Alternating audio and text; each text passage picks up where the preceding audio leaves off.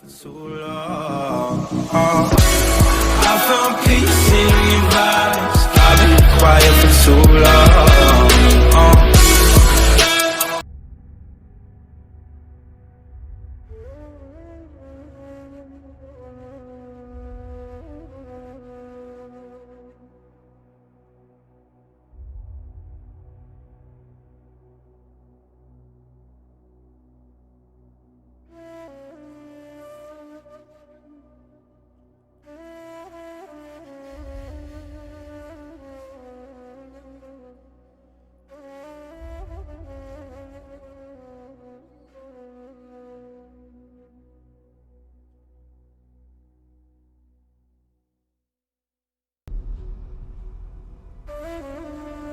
The Arabian Desert, a vast ocean of drifting sands and scorched, sun-baked rocks. Beneath these endless dunes, oil, the lifeblood of our new mechanical century. For more than 400 years, the Ottoman Empire has ruled these lands, controlling all that's to be found here. But the Ottomans do not rule unopposed. Small bands of Bedouin rebels have united to overthrow the empire. They strike without warning and then vanish into the desert. Fighting alongside them is a lone British officer whose exploits have earned him wide renown. The world has taken to calling this man Lawrence of Arabia.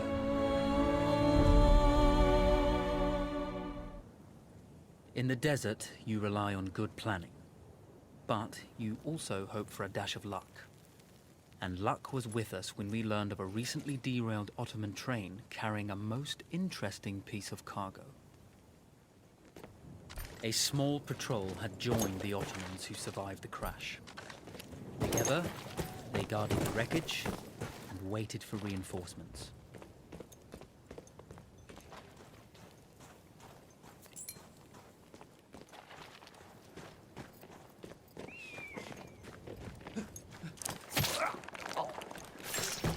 The tribesmen fought unconventionally, using weapons they knew well. Endurance, individual intelligence, and courage were their primary assets.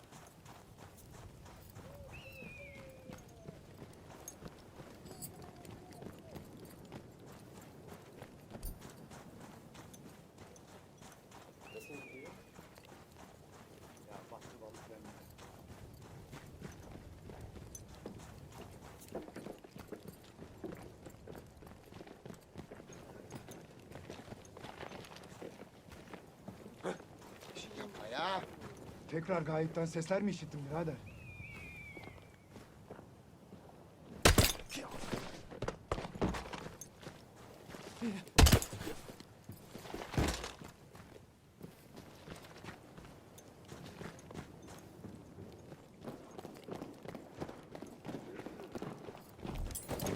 When your enemy has better weapons and better equipment than you, steal from your enemy.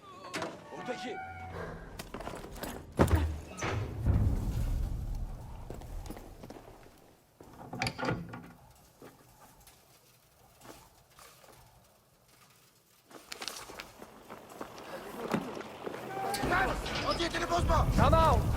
It's over!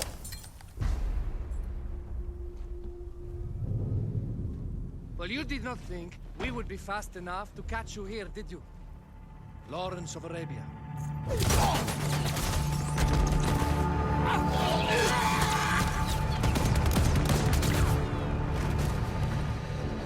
Actually, I was rather depending on it. Lawrence. Well, this is very clever. Now the hunter becomes the hunted. So who might you be? How enchanting you are, my dear. Ahmed. I'll show you enchanting. If it weren't for you, I'd be free. Free, is it? You'll be free when you're dead. And I'm happy to tell you, the Empire intends to grant you all this freedom very soon.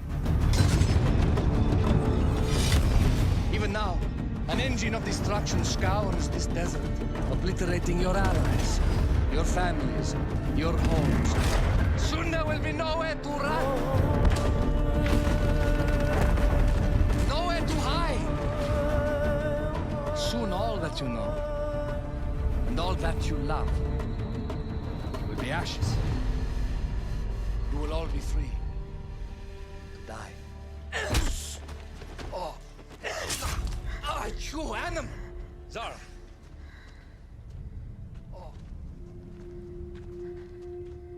Now, I understand that you would like nothing more than to strip the flesh from that man's feet and send him off into the desert naked to die. But think about it. You're right. I'm sorry. My friend here, she can be a little brusque. You're going to tell me how to lie to your train, so we can lure it into a trap and destroy it. Impossible.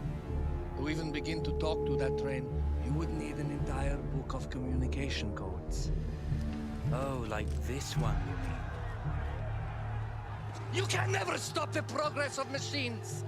One day, the whole world will take your lands and the precious black gold beneath its sands.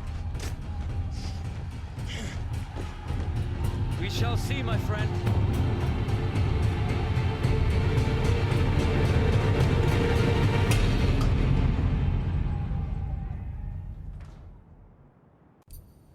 Of course, obtaining the codebook was not enough.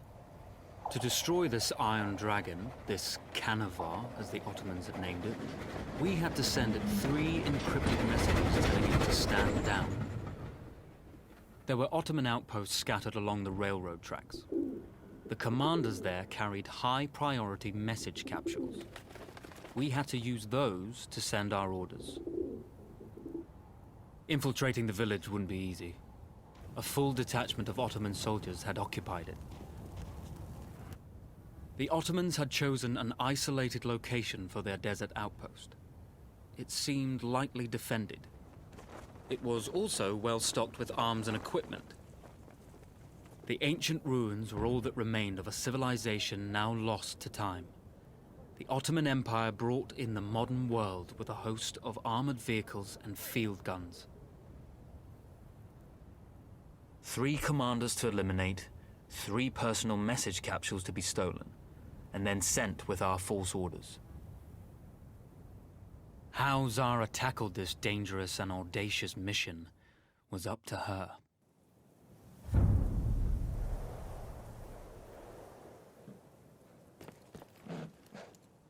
The Bedouin treasured their horses, and in return, those animals granted their riders unparalleled speed and mobility.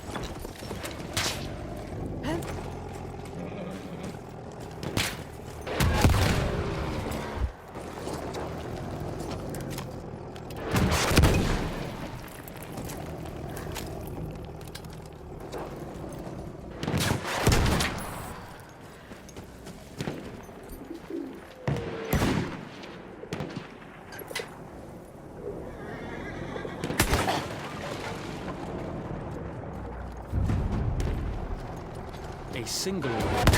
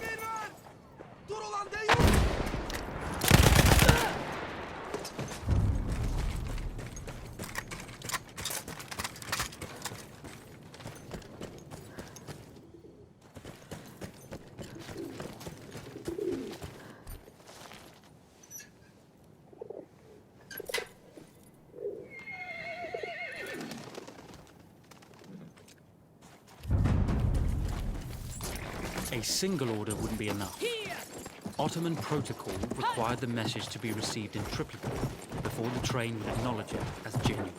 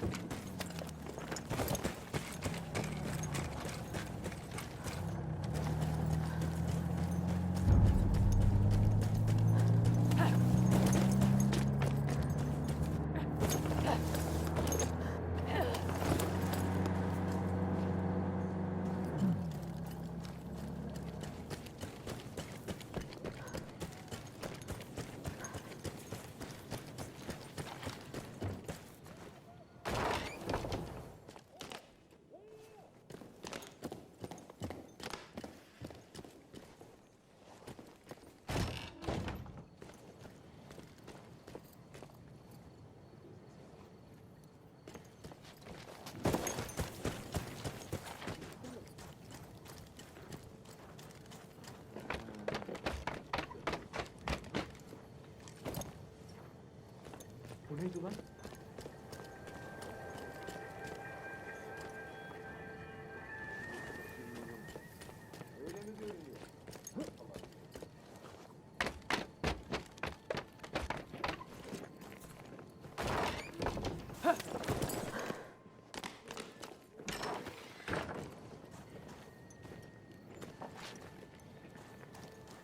Siktir oradan.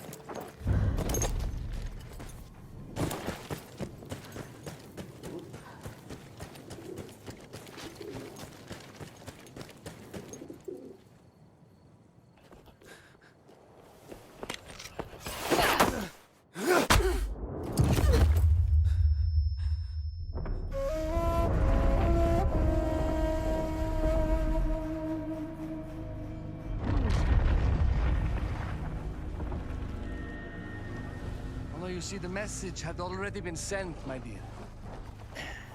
Not the message you would have wanted. Lawrence was such a good host. It almost seemed rude to escape.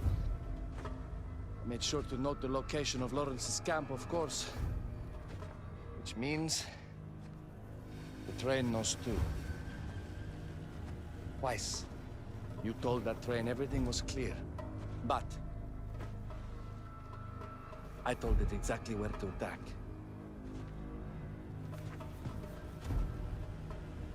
The beast has your scent, my dear.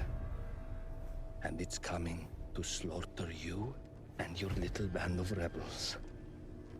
First, the firestorm from the cannon. Then, up close with the troops to slaughter any survivors.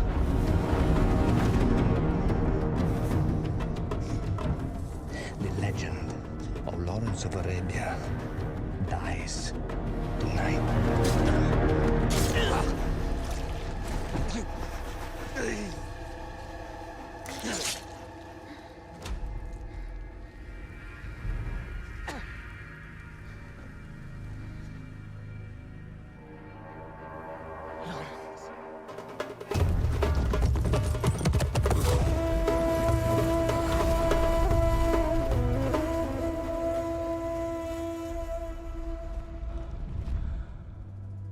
You slipped away just in time.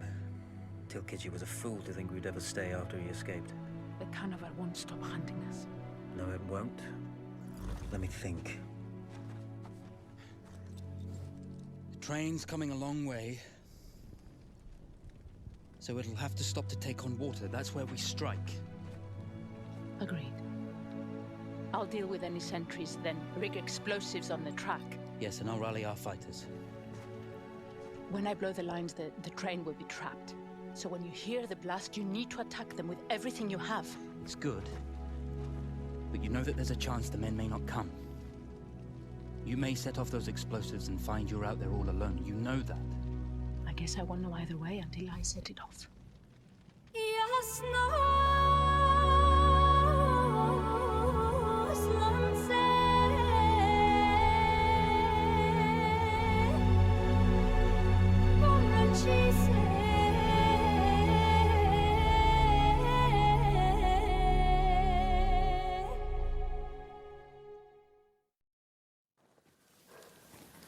Man makes plans, and God laughs. As it turned out, the small town where we would ambush the train had a significant enemy presence. Those troops would have to be dealt with before the explosives could be set.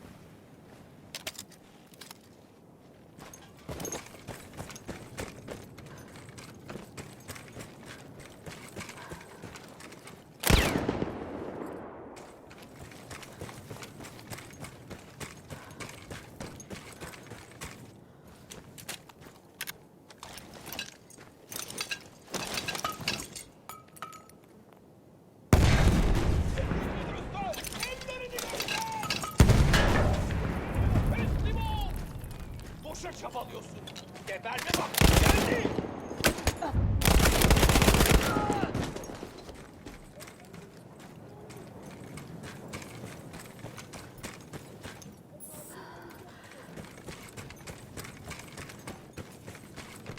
İçin dölü! Gördüm seni!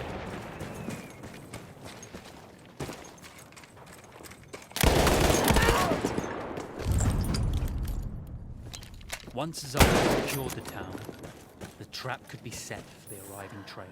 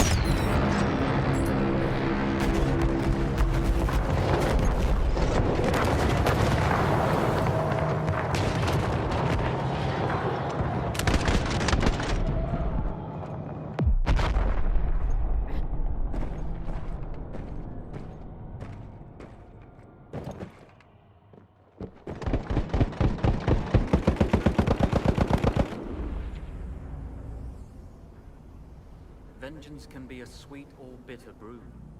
How did you find it, Zara?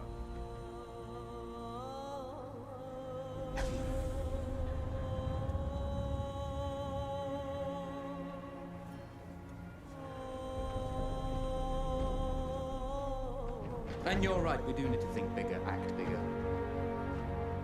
Maybe even the Suez Canal.